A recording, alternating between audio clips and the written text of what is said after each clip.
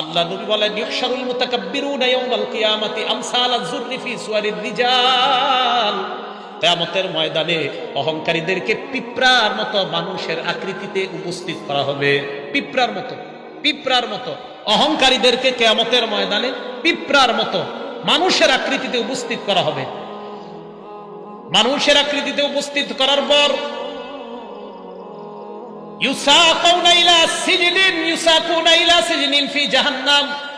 অহংকারীদেরকে টানতে টানতে জাহান্নামের একটা জেলখানার দিকে নেওয়া হবে।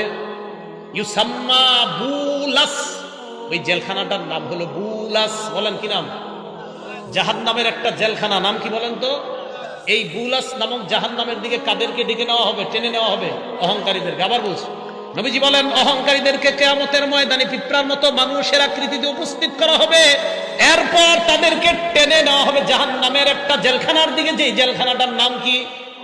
বুলাস। এই বুলাস নামক জাহান্নামে তাদেরকে রাখার পর ইউসকাউনা মিন উসারাতি আহলিন নার তিনাতিল খাবাল, এই অহংকারীদেরকে জাহান্নামীদের রক্ত এবং পুঁজ দেওয়া হবে পান করার জন্য। বলেন নাউজুবিল্লাহ।